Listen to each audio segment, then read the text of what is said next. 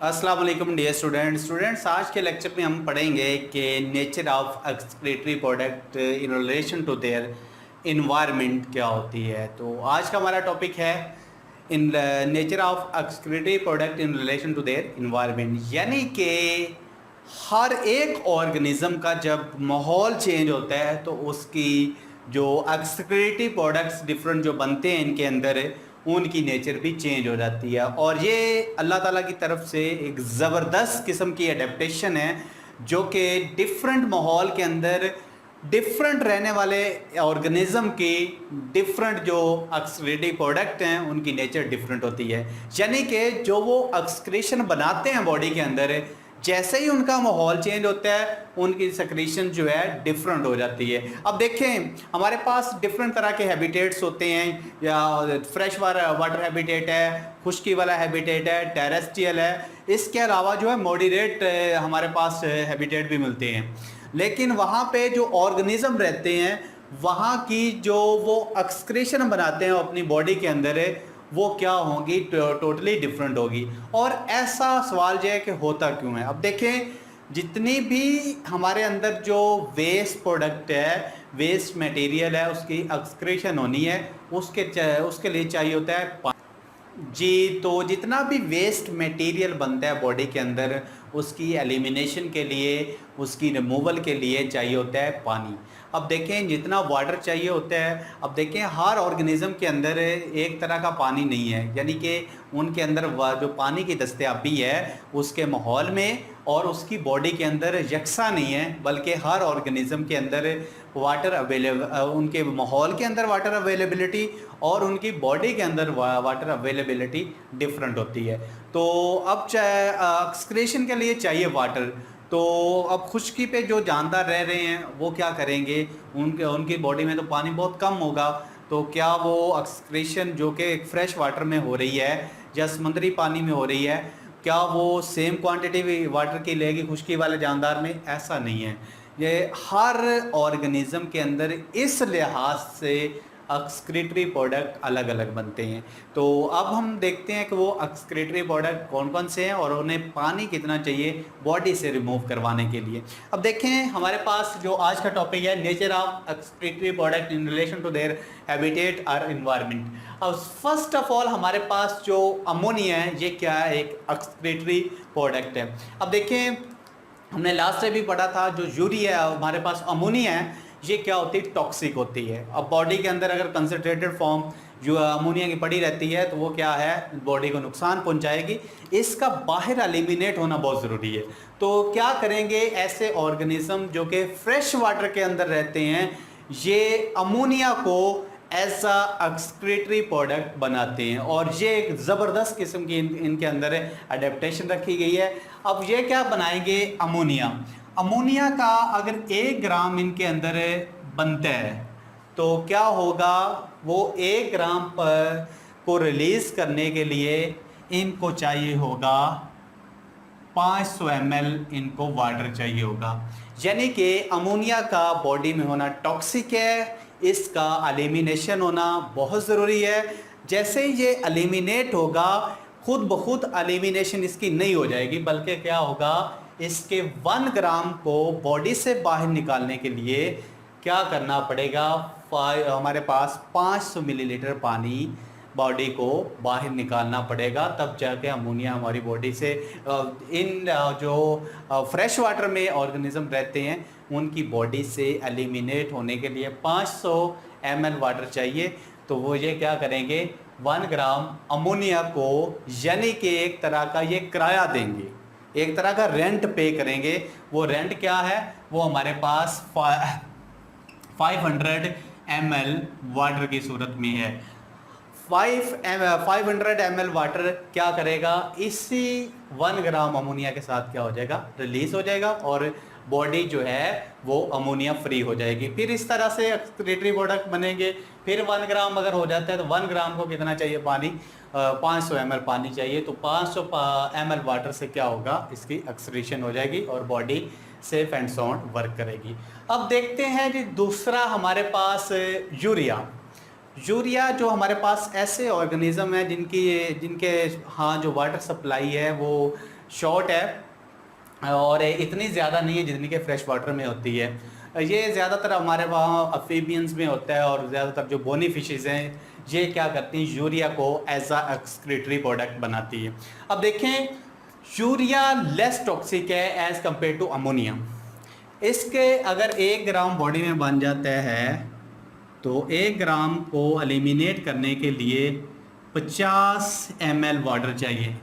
यानी कि इनके अंदर ऑलरेडी ऐसे माहौल में रह रहे हैं जिस माहौल में पानी की कमी है, इतना ज़्यादा पानी नहीं है, तो वो क्या करेंगे, हिपोटोनिक इन्वायरमेंट में या हिपोटोनिक इन्वायरमेंट किसी भी इन्वायरमेंट में अगर वो रहते हैं तो हमारे पास जी, तो ये क्या करेंगे, 1 ग्राम जो है बाहर निकालने के लिए हम यूरिया का ये क्या करेंगे, 50 ml वाटर को क्या करेंगे, साथ निकालेंगे और या 50 ml वाटर इन्हें 1 ग्राम यूरिया को निकालने के लिए चाहिए।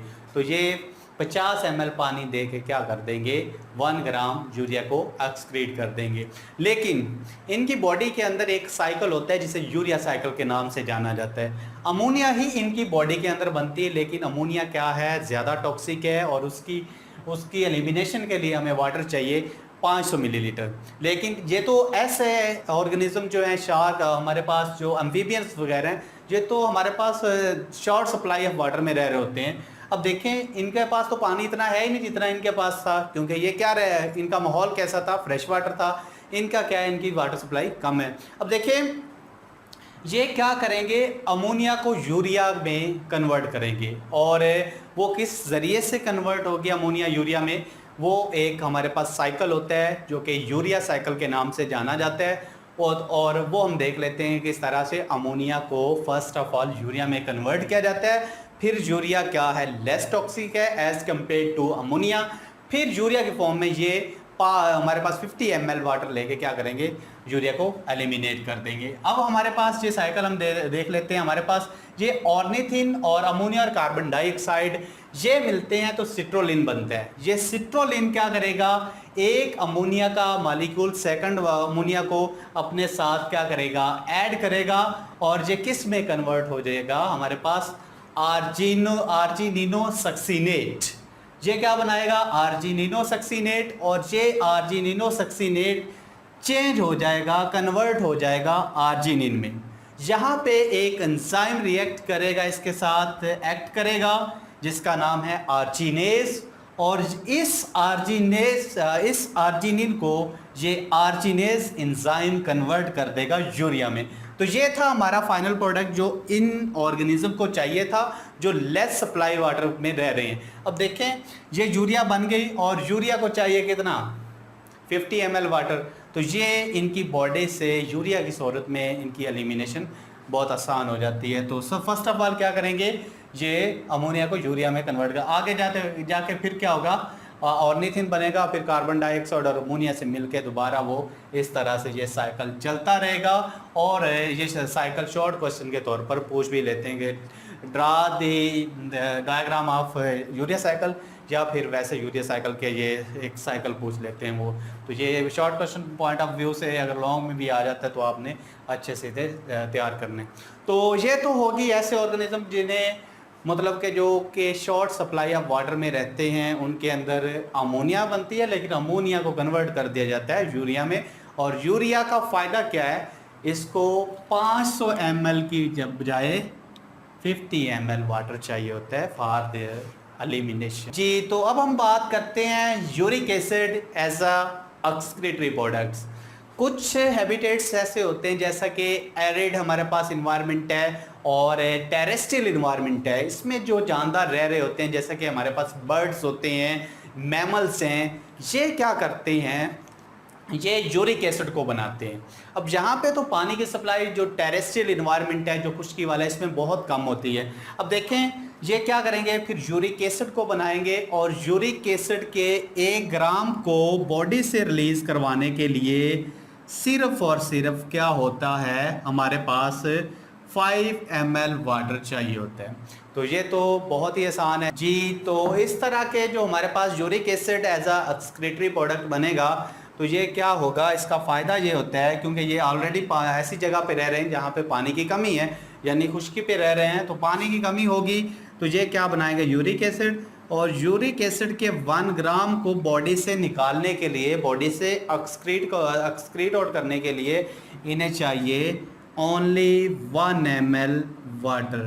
तो ये एक आप देख सकते हैं कि खुदा ताला ने इन ऑर्गेनिज्म के अंदर एक ज़बरदस्त किस्म की एडेप्टेशंस रखी हैं, जो कि क्या करते हैं, ये जो फ्रेश वाटर में रहते हैं वो अमोनिया बनाते हैं और वहाँ पे पानी बहुत ज़्यादा होता है क्योंकि ये फ्रेश वाटर में रह रहे होते हैं। और दूसरे जो यूरिया, अमोनिया को यूरिया में कन्वर्ट करते हैं, जहाँ पे जो वाटर सप्लाई है शॉर्ट सप्लाई होती है, और फिर इन्हें क्या 1 ग्राम यूरिया को बॉडी से बाहर निकालने के लिए, जो कि बहुत ज़रूरी है, अगर बाहर नहीं निकालते ये सारे हम एक्सक्रीटरी प्रोडक्ट तो बॉडी को नुकसान है। और इस सारे हम जो एक्सक्रीटरी प्रोडक्ट के उनका नुकसान देखे थे हमने कि उसमें कोमा में जा सकते हैं, बेहोशी तारी हो सकती है और इसके अलावा डेथ भी हो सकती है। तो बाहर निकालना तो ज़रूरी है। फिर निकलते कैसे हैं, पानी की मौजूदगी में निकलते हैं। तो पानी हर माहौल के अंदर यकसा सप्लाई नहीं है, ये फ्रेश वाटर और ये शॉर्ट सप्लाई और ये उससे शॉर्ट सप्लाई में रहता है जहाँ पे पानी बिल्कुल महदूद होता है, रेस्ट्रिक्टेड सप्लाई होती है वाटर की। ये क्या करेंगे, यूरिक एसिड को बनाएंगे, जहाँ पे हमारे पास ज़्यादातर बर्ड्स आते हैं, और ये बर्ड्स क्या करेंगे, फिर 1 ग्राम यूरिक एसिड को बाहर निकालने के लिए बॉडी से इन्हें चाहिए सिर्फ 1 ml वाटर, और वो कहीं ना कहीं से इन्हें मिल जाता है। और अब देखते हैं, हम कुछ शॉर्ट क्वेश्चन पूछ लेते हैं कि हमारे पास यूरिकोटैलिक क्या है, यूरियोटैलिक क्या है और अमोनोटैलिक क्या है। अब देखिए हमारे पास ऐसे ऑर्गेनिज्म जो कि हमारे पास अमोनिया को एज अ एक्सक्रीटरी प्रोडक्ट बनाते हैं अपनी बॉडी के अंदर, उन्हें हम बोलते हैं ammonotelic. Ammonotelic, the organism which form the ammonia as an excretory product in their body are called ammoniotelic। अब बात करते हैं यूरिकोटैलिक की, यूरियोटैलिक की जी। तो यूरियोटैलिक हमारे पास ऐसे ऑर्गेनिजम्स होते हैं जो कि यूरिया को एज अ एक्सक्रीटरी प्रोडक्ट बनाते हैं अपनी बॉडी के अंदर। अब देखें द फॉर्मेशन ऑफ जी, तो यूरियोटैलिक की डेफिनेशन क्या हो सकती है, the organism which form the urea as an excretory product in their body are called ureotelic. और यूरिकोटैलिक फिर कौन से होंगे, ऐसे ऑर्गेनिज्म जो कि यूरिक एसिड को एज एन एक्सक्रीटरी प्रोडक्ट बनाते अपनी बॉडी के अंदर, उन्हें हम बोलते हैं यूरिकोटैलिक। तो ये सारे यूरियोटैलिक क्या होते हैं, मोनोटैलिक क्या होते हैं और यूरिकोटैलिक क्या होते हैं, ये आपने एज अ शॉर्ट क्वेश्चन तैयार करने, और समटाइम इनका डिफरेंस भी पूछ लेते हैं कि differentiate between uricotelic and ureotelic, या फिर differentiate between ammonotelic and ureotelic and so on. इस तरह से शॉर्ट क्वेश्चन बनते हैं और ये आपने अच्छे से टॉपिक तैयार करना, और लॉन्ग क्वेश्चन में भी ये सारा पूछ लेते हैं। तो आज का लेक्चर हम यहीं पे ख़त्म करते हैं। आने वाले लेक्चर में हम मज़ीद होम्योस्टेसिस के बारे में पढ़ेंगे। अल्लाह हाफिज़।